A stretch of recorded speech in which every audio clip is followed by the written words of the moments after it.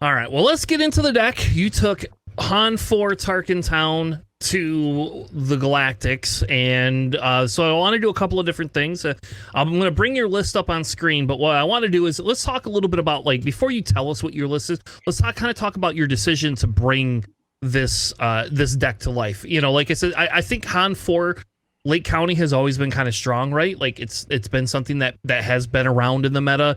People have like topped with it.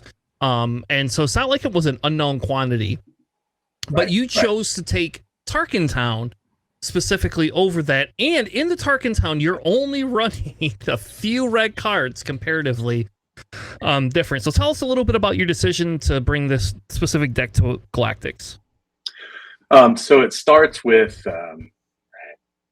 I was on Han 2 Blue back in the set 4 before Legends released. I really liked Rebellious Hammerhead into Luke. I thought it was a very powerful line of play. It gave you a lot of 2-for-1s, so the deck felt really powerful.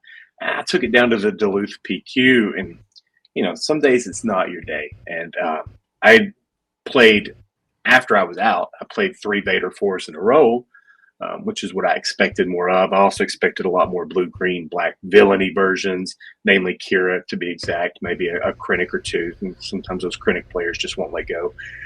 And I just got crushed. And it was one of those things where old me would have been like, oh, where did I make the mistakes? New me was, well, is this really worth the time investment? Because you get to maybe play 1 or 2 PQs before the season rotates out. And so, it was back and forth on that. But moving forward from that, I took from that Han 2 Blue can be powerful, but it can also be inconsistent. So going back from that, I was like, what deck have I enjoyed the most? Which deck felt just super consistent and I felt like was just always overperforming? And for me, that was Kazuda Red. So going back to Kazuda Red, just smashing my version without any updates into what's going on Karabast and Pendraki, just to get a feel for am I right? Is this going to feel better? Is this going to help? And I quickly determined space is where I wanted to be. Like, space is great. All these force guys want to hang out on the ground and throw the force around at each other. Oh, okay, cool. I'm just going to go to space and shoot you with my ships, and life will be great. But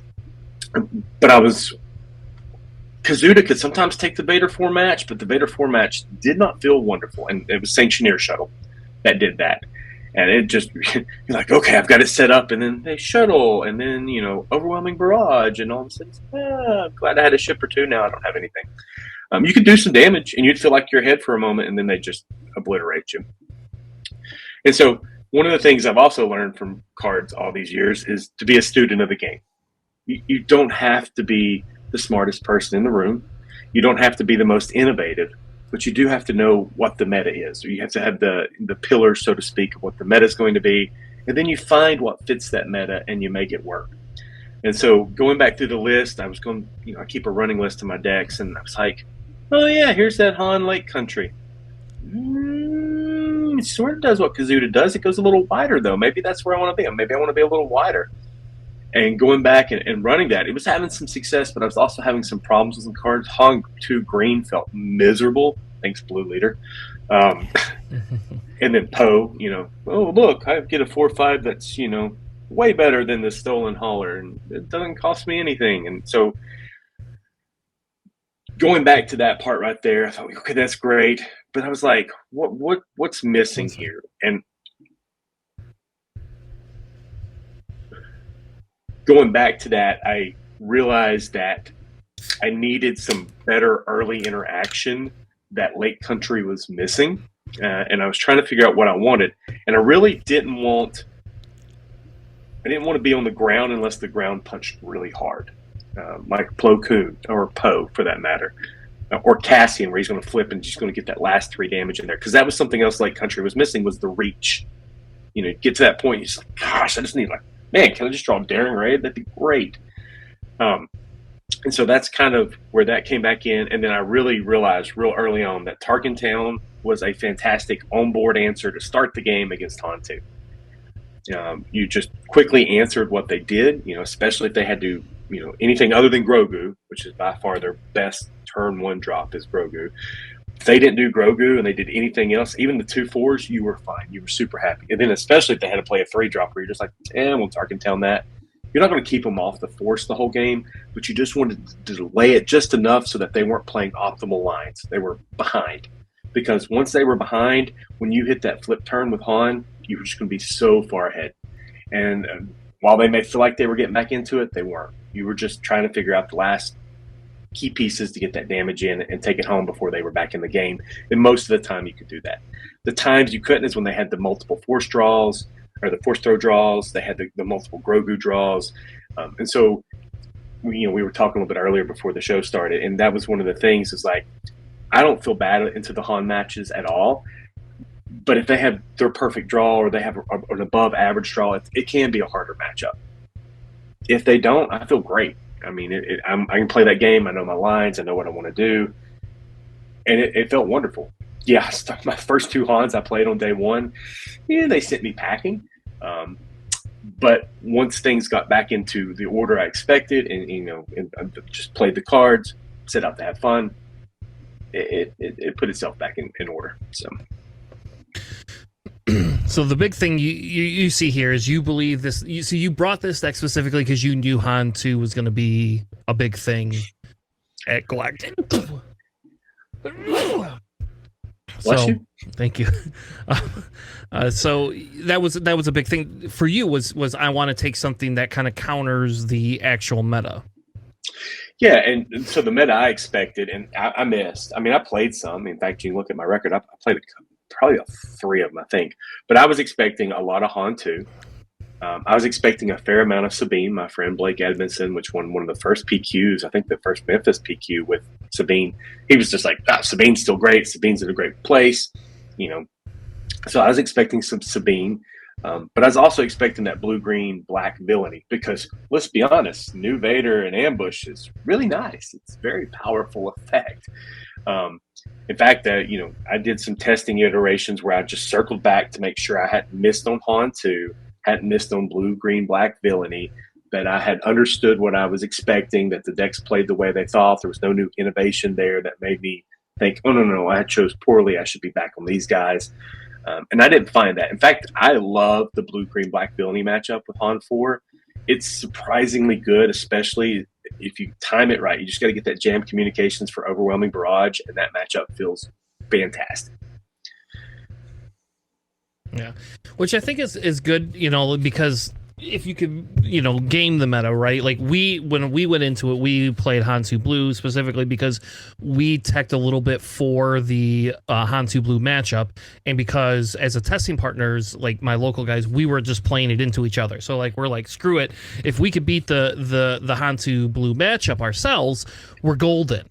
Right, like, and which is hilarious because day 1, my buddy and I had to play day 1, and our first round, both of our first rounds were on 2 blue, and we both lost the first match after we did all that teching.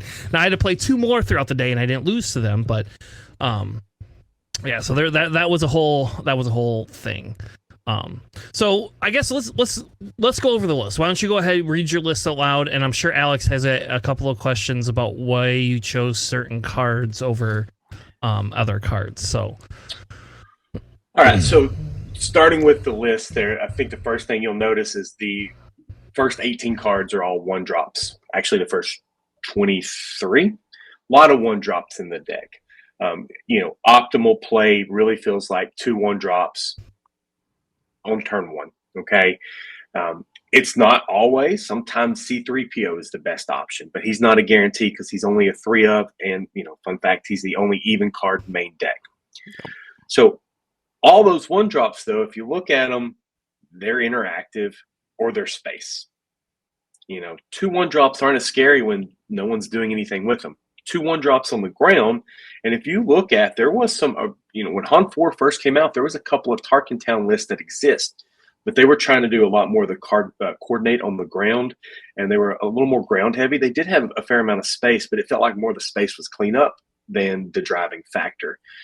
So that's where the 1-drops were, and the one card that surprised a lot of people and just did a huge amount of heavy lifting was Swoop Down. That card was first spoiled. Magic Me was like, I got to burn an attack. What is the point of this card? But it is the cheapest, heaviest hitting removal that you can play in this deck, right? A Falcon without anything else on it's dealing 5 damage and probably taking 1 or 2 points of damage back. So you're taking out a 5 toughness thing, and you're doing it early. All the other 1-drops, the Jam Communication, the Daring Raid, their interaction with the board or reach, Jam Communication being huge, so much so that a lot of people, another question I get a lot from a lot of people is, why isn't there 3 Jam Communications main? There are certain matchups where Jam wasn't the best. And a lot of times when you wanted the Jam, you were just wanting it for the flip turn, right? So you just wanted the one for the flip turn. You could lead with that to clear the way, and then you could play the rest of your flip turn knowing what they're doing and play appropriately. But there are some matchups where it is fantastic, and so that's why the 3rd is in the board. So, got all the ships for the early layout to get ahead. They're all odd costs, so Han's loving that. He's digging that for the flip turn. The C3PO is probably, I hate to say the most skilled card because I think most people can look at it and go, oh, you reveal the top card, you play C3PO, you name it. Oh, so skilled. But he does a lot. And knowing when he's the right time to play and when he's not is, I think, also integral. One of my favorite things that I did throughout the tournament with C3POs on the board, I'd reveal, and it would be a good card. It'd be a card that they're like, oh, does he need that right now? Does that change this whole game? How does this impact? And I would know that I don't have to have it right then and there. But I do know that if I go ahead and swing with something else, they're absolutely going to go after C3PO to try to prevent me from drawing it this turn. So I could use C3PO as bait to turn a game that might have been a race into not being a race because that top card shook them. They're like, oh, what does that do? And I knew the line better than they did because I've been playing the deck and they were still going, what is he doing here? Who is this guy? Has he ever played Star Wars before? Did someone hand him a pre-con or a spotlight deck and say, hey, go play in this, So that's where C3PO, I think, you have to know, is the card really that important? What you're doing with it, when you need that card, when is that 4 toughness on the ground to start the turn 1 more important than 2 spaceships? So there's some lines there that, lots of repetition kind of helped me determine that. So that's C3PO. The next is your 3-drops. You got a large amount. Boshek is card advantage. Cassian Andor, he's reach and card advantage, right? Smuggle is card advantage. It's a resource, and when you need it later, it's a card. So that was another thing because early on, especially with Lake Country, you guys had said you'd played some Lake Country there. You can have those games where you don't have the cards, right? You run out of cards. Yep, they kill your C3PO and you're just screwed because you're like, oh, well, there goes that. Because that's all I had for turn 1. Where's Boshek? You're like, man, I need something else. And so something else I had noticed Lake Country not doing, and even the early versions of Han 4, was you didn't have the TIE Fighter, right? The mining TIE Fighter is another card to draw effect. So you have that, Boshek, you have C3PO, and then you add in the Cassian, and so now you've got more card draw than you had before. So it was a rare game when I ran out of cards, right? So I had the card advantage, and so I could leverage that. It's okay to throw 1-drops at things, or even if the 1-drops are going to die, if you have more cards than your opponent, because they're still burning resources to deal with something that you spent less resources doing, plus they were extra in the first place. And then you get to the big punchers, the Millennium Falcons. I mean, and let's be honest, that makes sense. So the 2 Falcons, one is amazing because it comes into play ready, right? The first one, a piece of junk, which it's anything but. It is probably the MVP card in the deck because it gives you so many extra lines and gives you the explosive factor, right? They don't know it's coming, and even if they have an idea it's coming, they don't know for certain. So as long as you keep leaving 3 resources up while you do other things, they always have to go, is that going to be a Falcon? So you add that, especially if they're leading up to that turn, they start attacking into the board thinking, oh, I can control this, I can keep him off the pilot, and they may limit the amount of resources I get from a flip, but they don't stop when the Falcon comes down, then Han flips onto it. That's still going to ready 2 resources. And then if there's one other thing on the board, there's 3, which is a lot of the deck, right? I still get to do a lot with the 3-drop zone down. So a lot of potential there. But the one thing that Lake Country did was you could Voltron out Millennium Falcon, right? The new one. get out and push, because that thing could turn into an absolute monster, a beast to deal with. But in this case, how many times did that happen in the tournament? Not much. I really found for this tournament, going wide was where I wanted to be, and a lot of times it did it. But there was always that situation where all of a sudden you'd play that Falcon, and either they had PTSD from having another Falcon beat them up abysmally bad, or they just realized there's some potential there for that to be a lot of crack damage. And I think sometimes throughout the tournament, I saw people erroneously go after that Falcon when maybe they had a better target and they just didn't realize it, or they just didn't do the math correctly. So Falcons carry a lot of weight. They're a named card. And let's be honest, my favorite ship. So period, even before the Star Wars games. So it's nice. And then the other piece of removal, and that's what it is. Even if it's temporary removal, best removal, this deck packs, it's the Sanctioneer Shuttle. And most of the time it's owned automatically turn 2 because you're leading with 2 1-drops. And that's another, to reference back to C-3PO, another skill play. You need to know if it's a matchup where if I've got the shuttle in hand, I need to make sure it's owned, or I can lead with C-3PO and go for the extra cards. Because you can come back, C-3PO on turn 1 feels like maybe you're not doing what you need to, but you can play 3 1-drops on the next turn. You can play a 1-drop and a pilot. You can use those extra turns to get back to where you want to be with a bigger board. But Sanctioneer Shuttle was one of those things where I had, it took out lightsabers, and they may have killed it right after it got rid of a lightsaber, but that was a huge tempo play.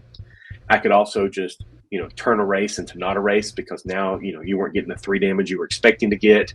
All you can do is claim, and then, you can claim and swing back in, but now I've just got the race going, and I'm good at that point. You also don't know if there's a Falcon, a Daring Raid, there's a Cassian, from the Smuggle. So Sanctioneer Shuttle does just a whole lot of work. And it was one of the cards that Kazuda Red doesn't have, right? That I was real happy to get into this list. Lake Country does, but then Lake Country doesn't have the red cards or the Tarkin Town, which was really good into the Han matchup. Now, the card that probably is the most questioned card, Never Tell Me the Odds. And I had to go back and listen to the stream because everybody kept laughing. They're like, never tell Matt the odds, never tell Matt the odds. And they really liked saying that.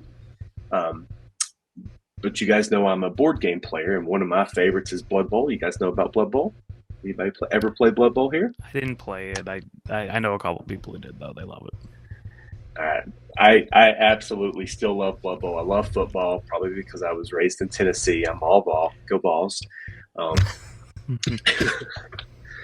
Okay. I don't know if you guys are Michigan State fans or Wolverines. I think I asked you on. I can't remember. All right. Well, so you guys were pulling us on before Ohio State demolished us, so I appreciate that.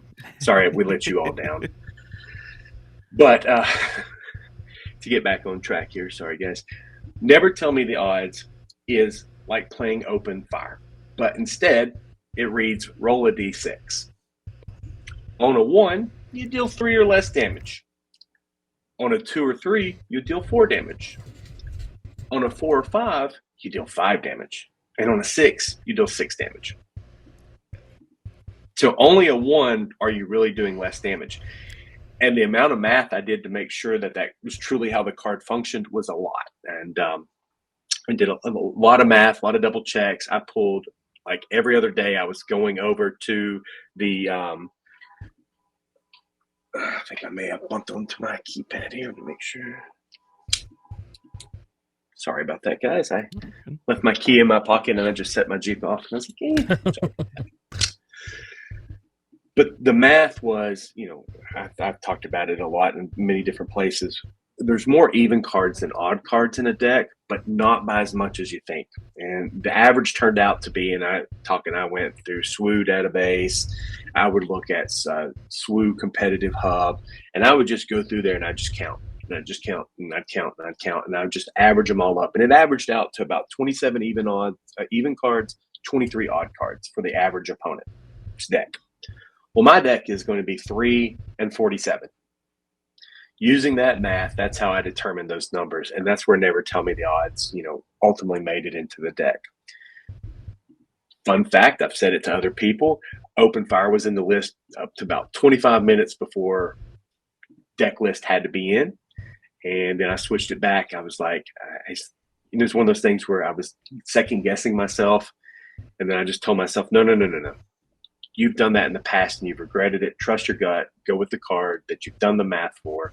And I was very happy that I went back with Never Tell Me the Odds.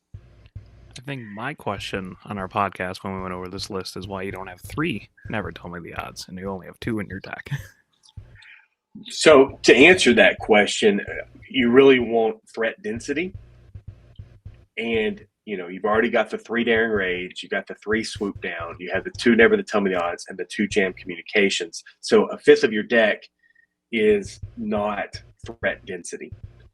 And you could argue that you could spare one more card. People argued with me about the number of even cards, and I think moving forward you'll have to. But it's so close and so tight. Like I did have a couple of games in the tournament where I drew a Jam Communications and a Never Tell Me the Odds, and I was like, man, I really wished one of these had been a ship. So that's the answer to that, because Swoop Down is the better removal card. Okay. It really is. All right, that's the answer to that question, because I think I heard that. I think it was one of you guys' podcasts I went back and watched. I was listening to a trench deck, right? Somebody was talking about their trench deck. Well, that would be ours. So we are the trench deck loving podcast. So it seems fun, and I would definitely love to hear more about trench. So I was like, I'm gonna have to dig back through here and find out some more, because I just always, I didn't realize from the get go. And sorry, I'm getting off on a tangent here, but I was like, why has trench got to pay 3 to flip just because I get a card? Oh my gosh. I did not realize right away that it was not an epic action. Mm-hmm. It took the first guy flipping it again on me, and I was like, you flipped it before. And they was like, yeah, it's not an epic action. I picked that card back up, and I was like, reading comprehension is so important. Okay. Yeah, players don't read. It's fine. We will have we are going to have a trench only episode in it'll be like 2 or 3 weeks. Like we have another person that brought trench blue to Worlds, and for stream. She was on stream, and for one round, she was in round 2. She was the number 1 player in the world with trench blue. So I messaged her. I was like, "Hey, we gotta hang out and talk about it, because the Secrets of Power, I think, actually enhances trench." So we're waiting to see if we get a few more reveals for it, and then we'll dive into it. But. Yeah, plot's going to be really nasty with trench when you can just continue to do it. Yeah, exactly. It probably feels tailor-made for trench. You guys were probably salivating as soon as you saw that plot mechanic. Yep. And then that brings us to the 5 drops, which I think most of them feel pretty self-explanatory, but I will go back over. Han has his moments, it's everything you want in a card. All right. It does it all. It ambushes. It hits a ship, and if that ship's the Millennium Falcon, it takes out another ship, so it's removal when you want it to be.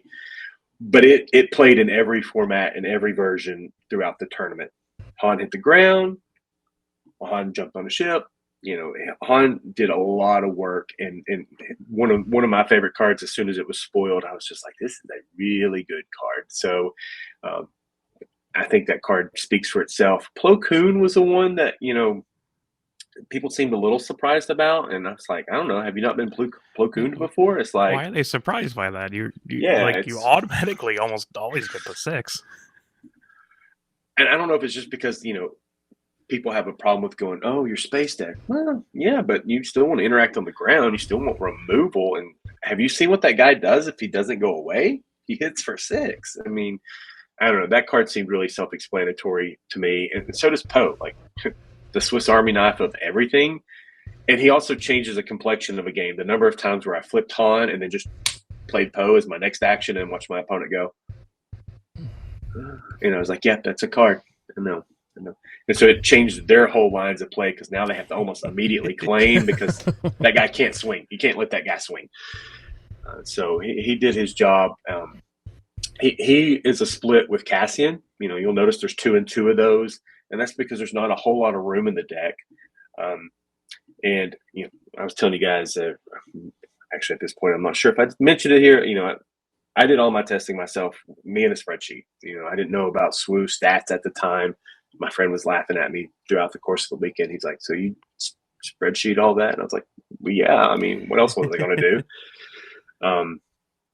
So looking at the math, it was almost split between the number of games where I marked Cassian was key, Poe was key, and it was like, I can't go 3-1 on these because there's too many times, and it's just so evenly marked that these guys are just good in every version. So, in fact, those were the next cards. Like, if I could find a way to squeeze in, I would want another Cassian and another Poe. They do a lot of heavy lifting. And then that brings us to the sideboard, which there was some whiffs there, some total whiffs. Yeah, go ahead. Before we get to the sideboard, so we're gonna not talk about the sideboard. I have a whole segment. Okay. I'm gonna ask that we ignore the sideboard for now because the sideboard opens up like a million questions I have. So okay. I'm gonna say we're gonna push the sideboard for a few minutes, and talk a little bit about it in a few minutes. Can do. All right. Alex, did you have any other card quantity questions? I mean, no, I was just like, I like the swoop downs. In like worst case scenario, they do just give it's a 1 cost. Your spaceship now has Saboteur to get past their Space Sentinel, which people don't realize that like you don't actually have to attack the ground unit to get the Saboteur. So that's always nice. But yeah, I mean, like, it's kind of what I would expect from like a Han Tarkin Town kind of deck. I've been playing a lot of like blue Kaz, so like it's roughly similar like play styles where you're just like, yeah, you want the double 1-drop on turn 1. Obviously, you can't play like a Leia because even number. Mine, I have the Leias because you can like Leia, ready a resource, drop 1 in space, and have dual threats.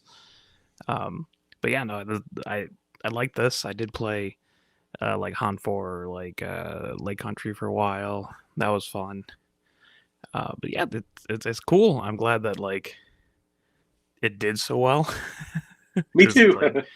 Because people forget like that this Han is also actually really good. You can go really, really fast if things are right. It's got a flip turn comparable to Boba. In fact, there was a couple of times I argued, especially after, I didn't argue, but I flipped it over and I did that, and my opponent's like, that just get all the resources, Pat. That seems terrible, and I'm like, yeah, isn't it better than Boba? Like, he only got 8 of his 10 resources. I got all 10 of them, man. Jesus. You time walk your opponent, basically. Yeah. I mean, and that's one of the things that's different about this game that, immediately drew it to me when I did it too. It's like, I don't know if you guys ever play Commander in Magic, but, you have your commander that kind of dictates how your deck flows. We have your leader and your base. So those are like cards that start into play. So that's different advantages you have. So the Tarkin Town's huge because I immediately have 3 damage for a damaged unit. But you have this inherent advantage that you get to start with and know about and just capitalize on. And I think that's one of the things that was really cool about that flip turn. It's like, oh, I got a time walk in my pocket, and I'm going to play it on turn 5 or turn 4. I'm just going to play it, and it's going to be really good. It's really, really good. Thanks for letting me do that. So, yeah, it's very funny. Just to do a bunch of like play a Falcon and then like Han Pilot on it, smash in there, flip your Han Pilot, play a Poe. Yeah. It feels as good as it looked. All right. Well, let's talk quickly about your run. So it looks like I'll bring up day 1 run first, and it looks like you lost immediately to a Han 2 blue, and not just like lost like 2-1. You got 0-2'd in that, and then it looks like later on you did also play a second Han 2 blue, and you lost that one a little bit closer. That was a 2-1. But it looks like, I guess the Palpatine we don't even have to talk about. I understand why you win that one. Like, I don't think if Palpatine wins that one, I don't think you deserve to make day 2. I don't even know what a Palpatine would do against like a 7. That one can't even run bombing run, But I think the interesting one is you played against a Kaz. Well, that was a Kaz green, so I don't even know about that one. Maybe that's the same guy I beat too. If it was, he probably was very demoralized. But it looks like you played against Han 2 green and won. You played against a Kira and a Cad Bane, all which could possibly be, like good matchups for the opponent, right? Especially that Cad Bane. I think that Cad Bane, I found that Cad Bane, anything into other Tarkin Towns, Cad Bane likes some of that because they play them a clunky, recycle. And then most of their units are ambush. Now, you don't have to worry about ambush because you're never on the ground, except for your C-3PO and your pose, right? Like, you're going to lose both of those. So tell us a little bit about your run for day one and kind of some of the standouts where you felt this deck is better than the other decks. Just to start with the Han 2, the difference there was he was running the 3 main deck entrenched, and jam communication does not get entrenched. All right. He also led with the Grogu both games to start. And it was just, the second game, first game was just absolutely the way he wanted. The second game, I was like, okay, I think I've got this laid out the way I want. He's out of cards in hand. He draws his 2, but I have action. So what do I lead with? Jam communication. Let's just make sure that's not a force throw. And what was it? It was an entrenched. Sometimes it's not your day. So he got that one, and that pretty much ended it because I had a Han on the Falcon that plus Falcon. The other ship, would have finished it off. The argument could have been that I could have attacked, but the crazy thing is he still would have been able to deal with the other ship. I forget what he had to hit it with. He had something else he could hit it with, and then he could entrench Han on the Falcon, and I still would have been out of gas at that point. It might have been a closer game, but I still felt like it was the right line of play because I was a little more afraid of the force throw because he hadn't played one yet that game. And I thought, so that's odds are. He'd already burned one entrench. So that was just playing the math on that one. Palpatine, it was as I had done a lot of testing against that, not on purpose because I told you I tested a lot on Karabast. I played a lot on Karabast. I think people were saying it was good against the Han 2s, and I can see that in certain circumstances.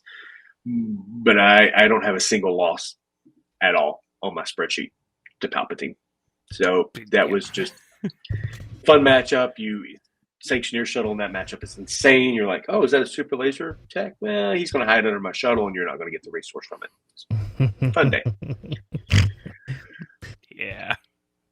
Stop ruining our Palpatine. Hey, that's why we play red. We could actually play bombing runs and open fires and actually take care of things like that.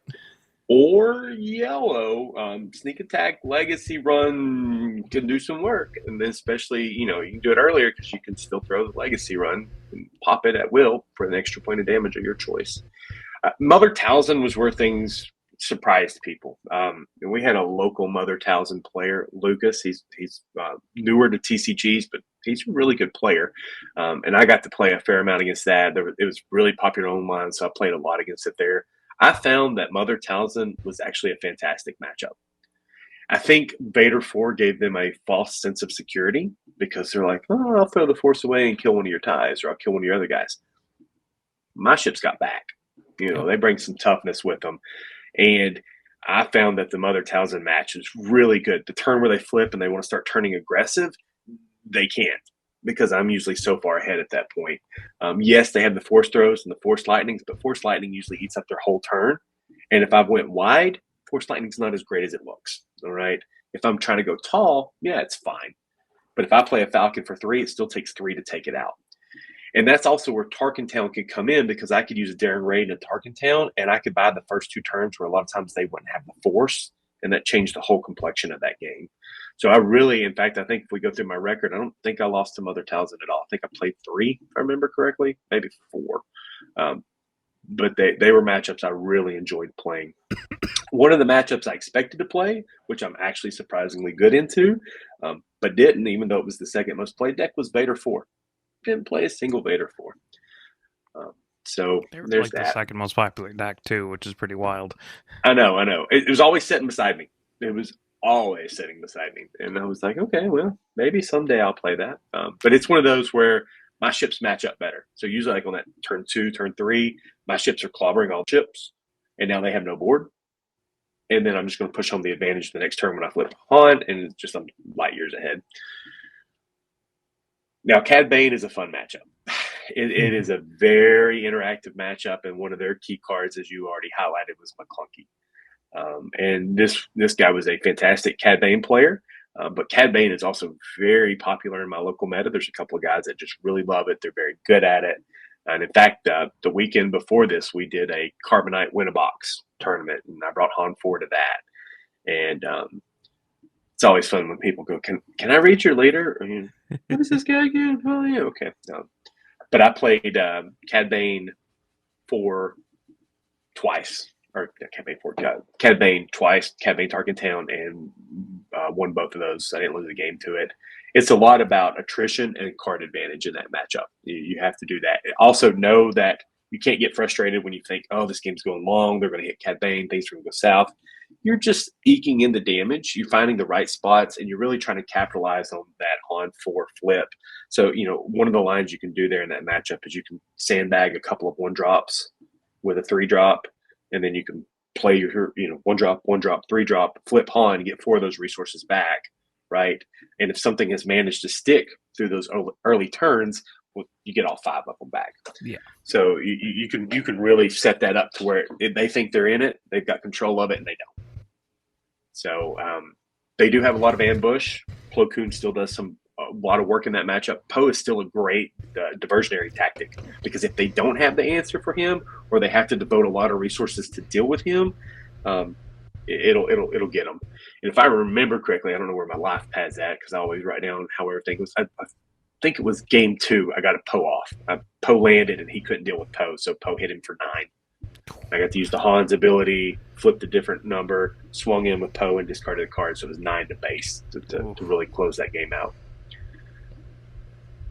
From there, we had Han Solo Worth the Risk. That was the one where, if I remember correctly, his game 1 was he mauled and it was bad, and I just had perfect. My game 2, I mauled and it was bad, and then we played a real game 3, but it played more kind of the way he wanted it to than the way I wanted it to. It was close, but I think I remember it being double Luke into a force throw that just kind of put that away. I dealt with the first Luke, but the second Luke plus the force throw just kind of. It's like, that the restore is going to do me in. And then I ended on, there was the Han 2 green, which was what a matchup. That's always a crazy matchup. Blue leader. And that's one of the other reasons that I love Tarkin Town. I absolutely take Tarkin Town and take down a blue leader, even though he ate one of my ships, because he's not sticking around to take down another ship. So that was a nice answer that Lake Country doesn't have, because blue leader just really gets you there. And if I remember correctly, I think this might have been this matchup, one of the Han 2 matchups. It might have been at the end of day 3. They did the ambush in and then drop it to the ground. But so it took one of my ships out. But at that point, it had 3 damage on it. I think it took a Falcon out, if I remember correctly. It might have been another one with Boshek. But then I bamboozled it. Yeah, that'll work. Yep. Hey, look, bamboozle's removal. What do you know? So that was fun there.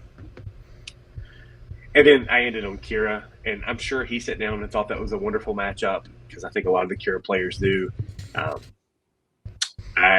another reason I love Kazuda Red. Kira, Data Vault. Let's play. That is a matchup I really enjoy. I think that 33 gives them a false sense of security.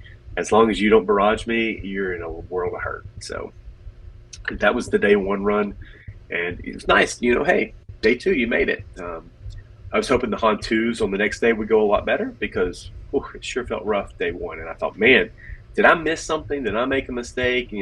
Looking over my life pad right before I went to bed, and I was like, no, it's exactly what you expected. They had above average draws. That makes it harder for you to win. And, if that's the way it's going to be, that's the way it's going to be. So you control what you can control. That's one of the other things card games teach you. In games in general, right? You don't always control all of it. So you just make do with what you can control. Fair enough. So moving on to day 2, it looks like you won every game except for the Quinlan Voss matchup. So you got your revenge. It looks like on those Han Solos. So, especially when they play the 2 different force spaces, so they're not even playing the same force space. They're just playing 2 different blue force spaces. So you got revenge on those Han 2 blues. And I'm actually the one I'm more interested in is the Kylo Ren, because it was a Data Vault version. Is that just similar like to the Kira version? Like they just sit down, feel like that false sense of hope? Because like when I was playing, it was kind of the funny thing when I was playing Vader Yellow in Richmond. Before that was like a big thing. They like the Kiras would sit down and they're like, oh, you're gonna win, or they sit down and they go, oh, I've won against you. And my Vader 4 never lost to Akira, period. Like, I just never lost to Akira. And it's like I play Kira, so I know what the tricks are. Like, oh, they put a super laser tech down, okay, I'm gonna steal it. Oh, they put that stupid shielded ship down, I'm gonna steal it. Now in Vader, you don't care about her flip turn as much unless she hasn't spent her resources. And then you care. But then that's what swoop down's for, or that's what, like any of these other, you can play all these other different cards that just like kill Kira. And it's like, all right, go ahead and flip Kira. I'm just gonna kill her right away. Kylo, Kylo doesn't flip till like such a late game. Does it just like not matter really? I guess let's talk a little bit about the Kylo matchup, because I think that's kind of like the hotness right now is people trying to make Kylo work in different colors. So if I remember correctly, this was Stevie from KTOD that I played, and so now let's start with the elephant in the room. This was open deck list day, right? That was the news I woke up to, was that all of this was going to be open deck list. And I thought, ooh, I'm not sure how I feel about that, but it is what it is. You're just going to learn to live with it and move on. So we sit down, we start looking at each other's deck list. And so for Stevie, I noticed he's got 2 overwhelming barrage and 1 no glory, only results. And I was like, oh, okay, well. And that changes the complexion here quite a bit. And to be fair, I think his list was built sort of for the meta I expected. I felt like he was designed to take advantage of the Han 2s. He was designed to win the mirror, the green, blue, black villainy mirror. So that's where I think he was at.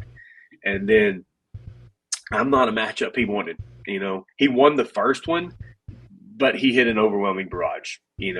Not having drawn a lot of cards, and I'm putting all the pressure on there. He manages to forgot what he played, but he was able to hit the barrage on it, and that pretty much closed the game out. And I missed the jam communication on that, but after that, it was jam communication in. It was the Chewbacca's in, the only game where the Chewbacca's came in, which and we'll talk about that later. Like you said, that was a total miss. But in that case, they were in there. Did I draw them and need them? No, I did not. In fact, that was part of the argument towards that was a complete miss on my part. The other 2 matches just felt just phenomenal. It was just played the way I expected them to play, and it was smooth sailing on that one.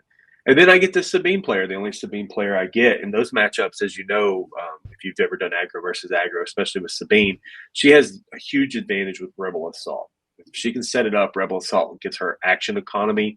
A lot of times in that matchup, it looks bad to start until you have right at the flip turn or right before the flip turn, when you never tell me the odds or open fire plus swoop down and just wipe their board.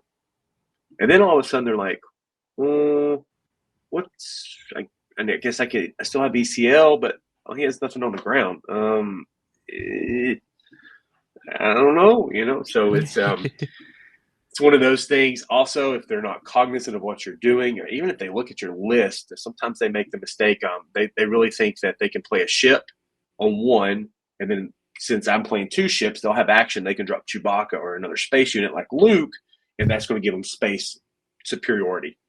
And then you're like, let me introduce you to my friend Sanctioneer Shuttle. Ooh, Yeah. felt bad. And so that's a lot of how those Sabine matchups. In fact, I think the first game was the never tell me the odds into swoop down, just wiping his board. And then game 2 was the Sanctioneer Shuttle on the A-Wing, the red one that's got raid. Put a Chewbacca on it. And I was like, I was like, and here's Sanctioneer Shuttle. And the look on the face was, that was game. So that was Sabine. Then we get into the Han Solos, and they didn't have the amazing start, right? I felt like both of my opponents looked at their hand, felt it's not where I want to be. I feel like I remember one of them mulling, one keeping it, and then telling me afterwards they wish they had mulled because they didn't really exactly have what they thought they needed, and they were kind of a little confused by the matchup. advantages to playing something non-meta, so to speak. And then the Mother Talzin deck, I was so happy. And I was like, yay, Mother Talzin, not Han, yay. And that just felt wonderful. And then Boba Fett 4. For most people, they're like, oh, you're on a 25 base. That's got to be a scary matchup. And I was like, have I ever introduced you to Han Solo on the ground? His backside is a 7. Yeah, he's got a 7 butt. Baby got back. And so he can soak up a lot. The Falcon bounces. If you don't pay the 1, the Falcon goes back to your hand. So it takes a lot of indirect damage as well. To give that player credit, if I remember correctly, his name was Yami from Brazil. I think he made day 3. He seemed to be a really good player. Pretty sure that game 1 was a jam communications on Barrage that sealed that one. Game 2, because I think that was a 2-1 one, or did it? No, it was close. So I remember now what that one is. I thought I was going to lose that one because he set it up perfectly to go Ruthless Raider after I wiped his board and then dropped the Boba on the Ruthless Raider. And then I was like, yeah, and here's the Cassian plus Daring Raid. And it was just one of those where, the line looked like it was there. I just, for a second, I thought, oh, yeah, it's the one I lost. I was like, no, I won that one, but it was so close. But he was a really good player, and I think it surprised them too. I'm sure they probably looked at it and thought, oh, he's 25 base, or the little ships are going to soak up a little. And fun fact, I played a lot of Boba 4 on Carabast, and I had found out early on that the one drop of choice there was the Y-Wing. Love that little Y-Wing. That 3 butt sucks up 2 damage, which is huge because with indirect damage, you control where it goes, right? So, you just got to make sure you do your math correctly and don't play into anything like Boba flipping onto a ship and dealing 4 damage however it wants, or overwhelming Barrage doing a whole lot of bad things against you. Oh, and then Junior. Sorry, go ahead. I was going to say the Republic Y-Wing is like a little sneaky little ship, just being like a 1/3. In Kaz, it's nice because Kaz is like +3/+3 when he flips. So you bring it up to a 4/6 and you can't be like taken down. So like sometimes that actually just like it's an unassuming ship that can do like a lot, especially in like Han where it actually gets the extra attack and has a spot for like Boshak and things like that. And it trades great. It's one of the cards I really like against the Vaders as well, right? Because if they play a lot, anything else, it's like, yeah, I'm going to attack that and still be around here. Take out 3 TIE fighters. And then we have Quinlan, and I have nothing to say but great things about Junior from the Bothan Network. That was who was piloting Quinlan there. That was the first time in a long time I felt outskilled, outclassed, outplayed. I mean, it just any which way you want to cut it. He felt like he looked at my deck list, started to put his phone away, and then he looked at it one more time, and he's like, "I'm just going to race you." And you're going to like it, and there's not going to be much you can do about it. Where I think a lot of Quinlan players get into the trap of, oh, I'm the control here, and that goes back to Magic, right? One of the older Magic articles is, are you the control, or are you the aggro? Knowing your role and playing appropriately. And I felt like he just, I don't know, I felt like the best Quinlan player in the world, and I was always like, I hope I don't have to play him again for the rest of the tournament, and that's with Wu sitting beside me playing Quinlan too, and going, okay, maybe I don't want to play this guy either. He seems like he's doing the exact same thing. A lot of people were like, well, isn't Cad Bane just as bad? But, Cad Bane, you have a little bit more control than against Quinlan, and then with Quinlan, you absolutely want to double 1-drop draw against them, and I did not have that. Ooh. Did not have that. I'm old and looking for it, and I did not get it, and it makes a huge difference there.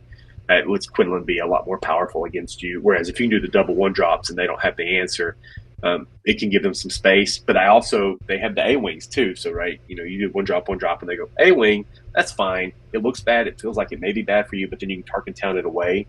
And a lot of times you're not going to get to Tarkin Town the rest of that matchup. There's a couple of random matchups where you never use Tarkin Town, and you're like, did I just hard mode that for no good reason? So. And then I ended on Mother Talzin after taking that loss, and it just, I sat down against Mother Talzin in my mind. I was going, thank you, Lord, for letting me have a Mother Talzin to end the day, because I absolutely was not worried. And I didn't say that to them. I don't know if I conveyed it to them, but I sat down and I was like, yes, thank God, this is what I wanted to end the day on. So. that was day 2 in a nutshell, and I was like, woohoo! Yeah, Works out, right? It does. yeah, because at that point, then you were only what 2 losses in, no 1 loss in. So at that point, you have to be feeling pretty good because you don't have a million. You can lose another game and still not feel super bad, which is funny because you then did lose another game to Ian, and then you got matched up a second time with Ian in Top Cut, which reminds me. So when I played Han 2 Green last set at a PQ. And normally I'm a control player. Like that's normally what I do. I did dabble in aggro with Vader, but like normally I play control. So I played in what's his name? Man, I can't remember the guy's name now. Alex, help me out. Come on, you remember the Cad Bane? It's the guy that plays Cad Bane all the time. Oh, Ray-Tan. Ray-Tan. Yeah, so yeah. I go into round 4 or 5 against him in a PQ, lose. Like I took 1 game off him, lost the other 2, and think, okay, no big deal. Won my next one. ID'd for the last round, and then all of a sudden turned around and in top 8, figured I wouldn't have to play this guy, but nope. Opening hand, top 8 had to play Cad Bane Tarkin Town, and I was like, all right, and that ended my run right there. That was like, oh, you're just done. But so I see you lost to the Kylo Tarkin Town. We don't have to talk about Pelp because again, I understand the logic in like what Pelp can do with the legacy run, and we did cover that deck last week. I do think it's like kind of neat. Like it is their take on Pelp was kind of a little neat take that we hadn't seen a ton of before. But the funny thing is you lost, you beat a Kylo Data Vault, but not a Kylo Tarkin Town. So what's the difference between the Data Vault and the Tarkin Town? Like why is this Tarkin Town one so hard? Is it just because you didn't know what the deck did, or is it because like that deck is just a bad matchup for you? Bill Burr. Oh, Miggs Mayfield. Miggs. Yep. Yeah. That card is really rough to play against. So it's not, I felt like you could look at the list and see that you're on a clock, but they're the control. Like I know I'm the aggro, they're the control, but it's a question of can you do anything about it? And Miggs says no, unless you have Daring Raid. Even then, they have the potential to switch around and be aggro. And it's just like playing against Junior, playing against Ian. I felt like they were able to look at my list and go, okay, yeah, I get what you're trying to do here. This is what I need to do to be competitive with it. And he also, game 2, Ian grenade strike me to start. I had the double 1-drop match. And it was like, what do you do? Right? You picked. It was an opening hand that also had a Daring Raid in it. So it's like, okay, you got Miggs, I got a plan. So double 1-drop had the Miggs. If I remember correctly, the other card was C3PO. It's like, okay, this is the hand. This is the hand you want. And then he's like, oh, let me introduce you to my friend Grenade Strike in Tarkin Town. And I was like, yeah. That's not the end of that matchup, but it feels bad. And that was one of the things that I took into it. Like, I didn't want Ian again until later. I was hoping that if I had to play him, it would be top 4. And then I heard one of their teammates made it, and I was like, maybe I'll get lucky and they'll play somebody else that's a bad matchup. But, they didn't bring that many, and 2 of them's in top 8, so, it is what it is. Ian's just a fantastic player. He felt like playing against Junior. They just looked at the deck where everybody else might have looked at the deck and struggled. They looked at it, knew exactly what was going on, knew what their deck needed to do, and then just performed. And also, I do think it's a bad matchup if you don't account for the Miggs Mayfield. And I don't know if you want to talk about it now, but it was questions, that I've been getting on the KTOD forum. And, there were some ideas there from the back, when I was originally going through the list and trying to fine tune the cards. And one of them, I think his name was Dark Quickiest, is on the KTOD forum. He went with, he's like, hey, what about the X34 Land Speeder? And I was like, oh yeah, that's the perfect answer. It's an even cost card.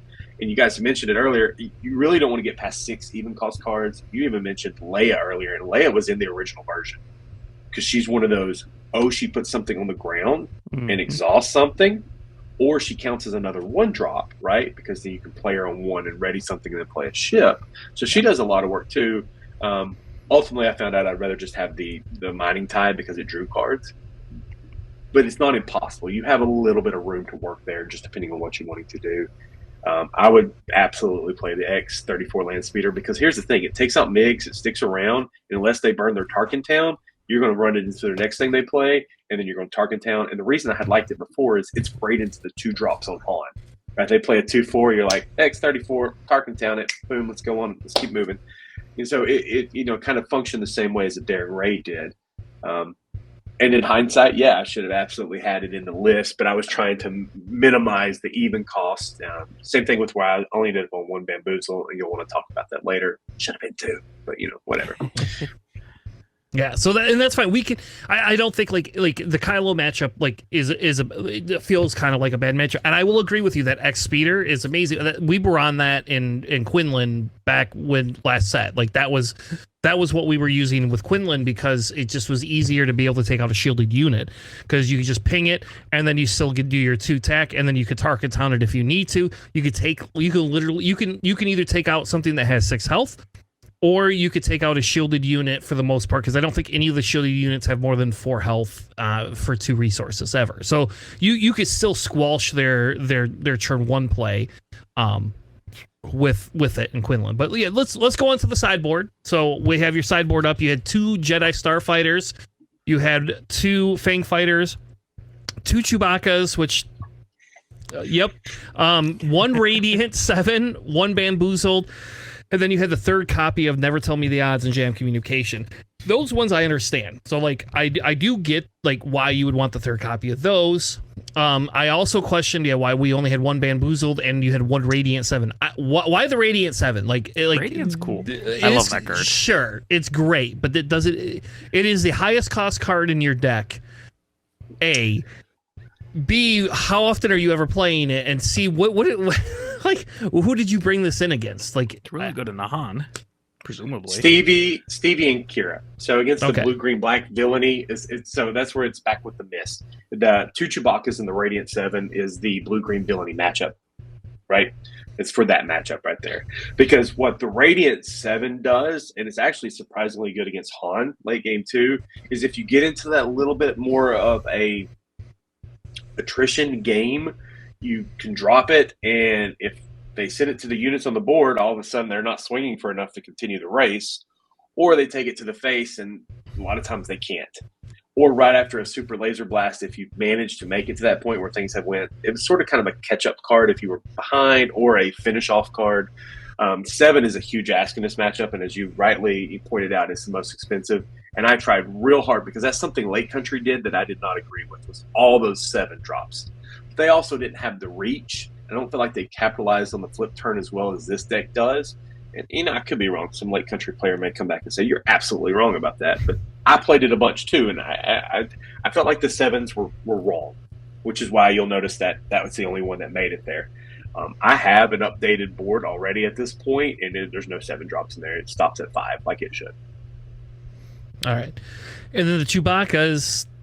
Okay, we'll skip the... So I understand the Fang Fighters. We know that why you put those in there. That's kind of an easy thing. How do I remove shields? How do I remove, other upgrades? How do I remove other pilots? And the Jedi Starfighters...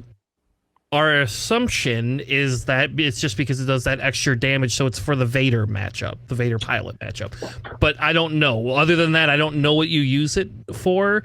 I guess it helps with Tarkin Town. It is one of those. It is a great answer to the Vader 4 matchup, which is already really favorable. But it was the other last minute addition in the fact that I really couldn't decide how heavy people were going to come on space because I knew it was the place to be, and I like to make the assumption that I'm not the only one that figures things out. So I was like, there's probably going to be a fair amount of space players. I've got the spots where I can move back and forth, and it took a bamboozle spot. Okay, it also took the other Radiant 7 because I ultimately was like, I don't know if there's going to be that much blue, green, black building. I think there's going to be some. So it took the bamboozle, the other Radiant 7, and it became the 2 jet fighters.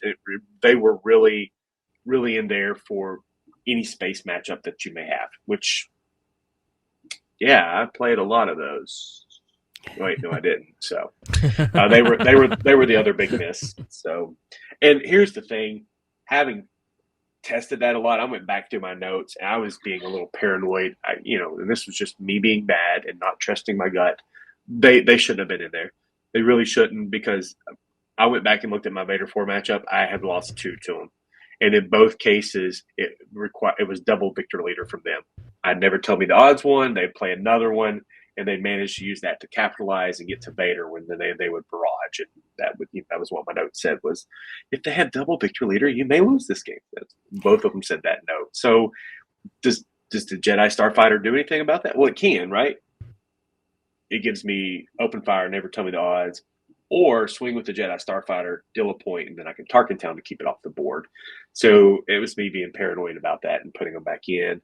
But if I really should have trusted my gut, known that it was a good match to begin with, and not wasted spots on it.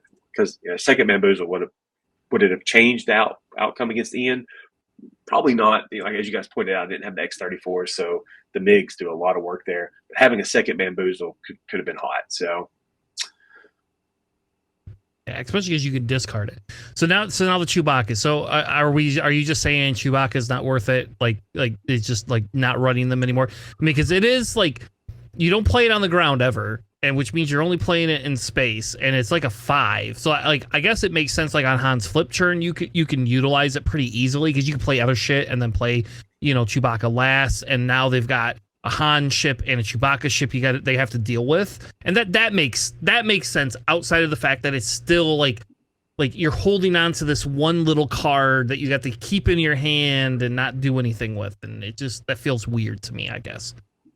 It's another 5-drop. It is. It's what it is. It's a 5-drop. It's for the blue, green, black villainy matchups because it leaves them with very limited options, especially where I could jam. I could have jammed before, saw the hand, realized they didn't have it, and realized that ending with Chewbacca on one of the Falcons is a fantastic spot to be. It doesn't always have to connect for the 3. It's the fact that it causes everything to survive unless they do no glory only results. That really kind of makes that better. Or if they have a big unit with overwhelming barrage. So once again, it was definitely part of the blue, green, black villainy package for giving a better answer. Because let's be fair, Poe's great in that matchup, but Poe dies. He always dies. They always like, oh, just go kill the dragon. Goodbye, Poe. I don't know. I just had in my notes was Poe was miserable in that matchup, even though I know if it could just hit once, it wasn't.